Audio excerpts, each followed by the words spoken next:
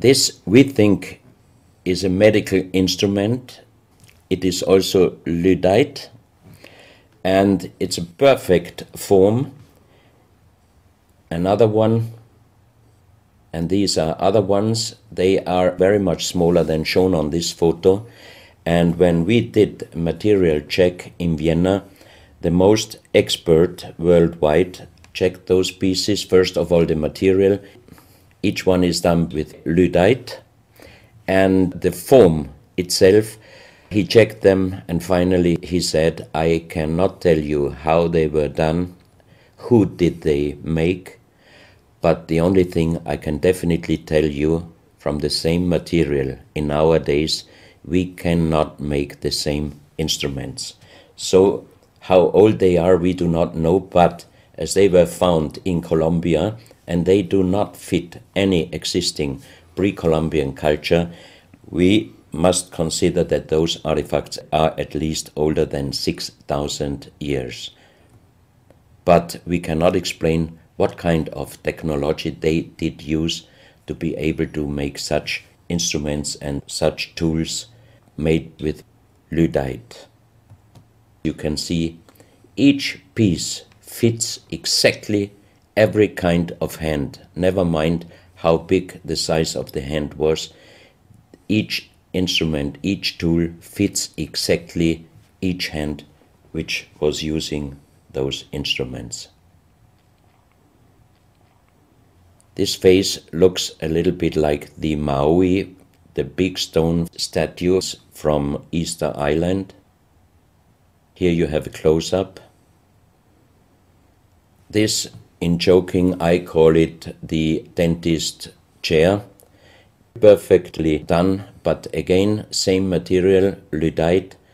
And the strange question is, why, if they could make such perfect figurines out of this very difficult material, why did they show the human face always with big round eyes and a little nose and a big mouth? There is no real explanation possible. This is again one piece from Colombia, lyddite. On the front side you see the mother holding the baby, and on the back side you see the man with armors, most probably for hunting. This stone figurine was found in Colombia. It looks exactly like the Maui statues from Easter Islands, but it is only about 30 centimeters in size.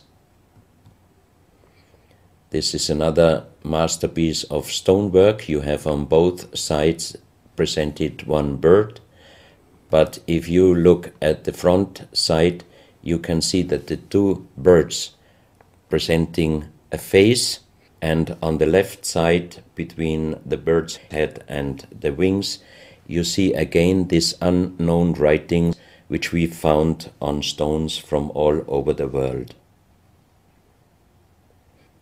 This is the mother holding a child, very strange face, and it's a kind of jade material.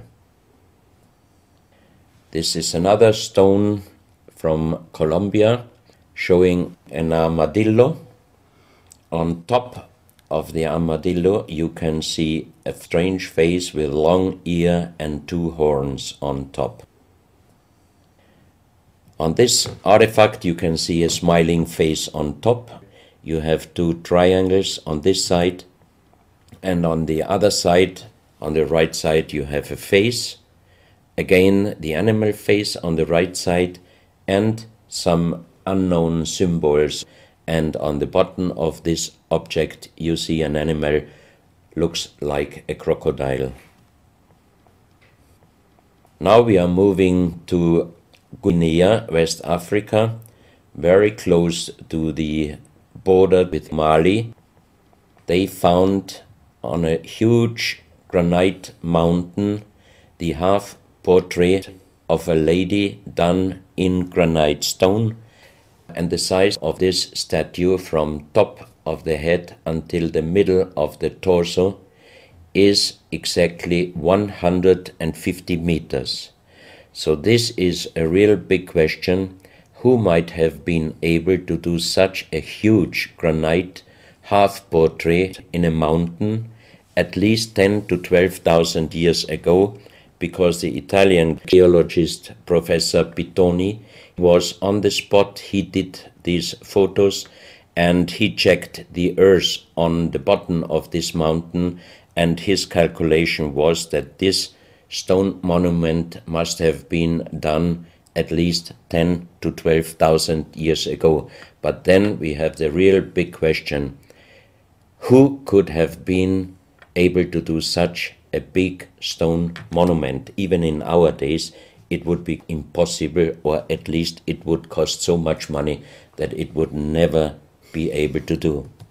And if you look at the close-up of the face, some experts told me that this face definitely is not European, but also, of course, not black African.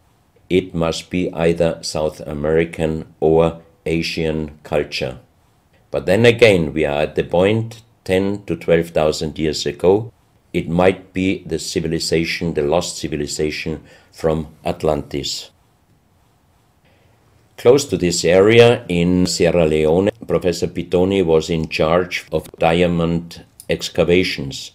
And as he heard in this area a legend about Allah was angry with some angels, and he put them into stone and throw them to the earth. He put the sky, also made it into stone and throw it to the earth, and he put the stars and threw them to the earth.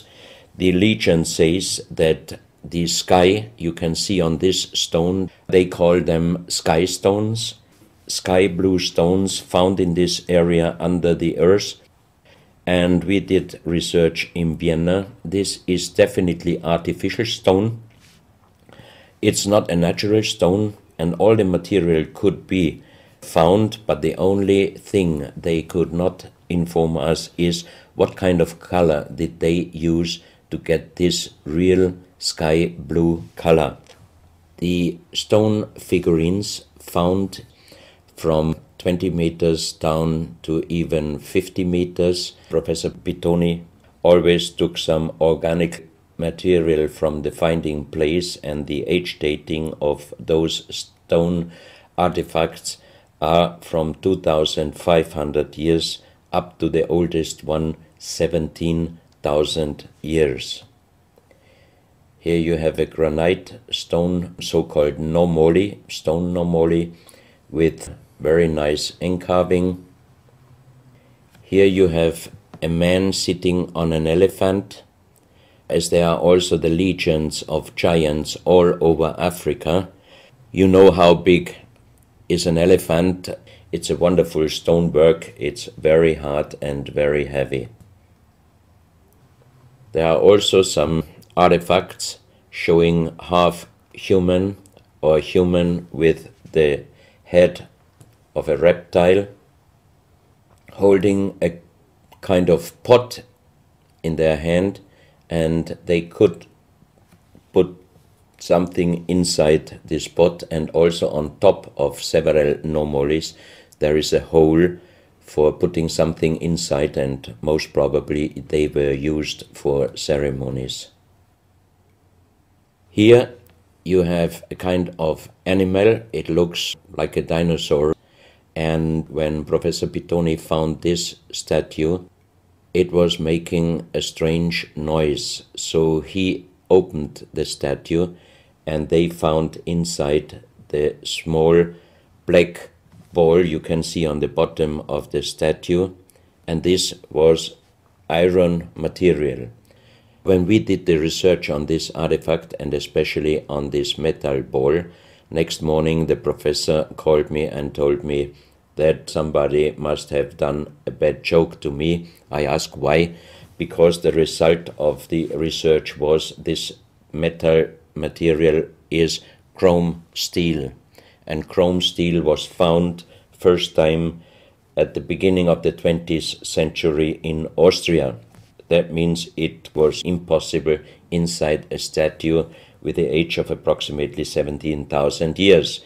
But when I called immediately Professor Pittoni, he was laughing and he said, "I'm a geologist.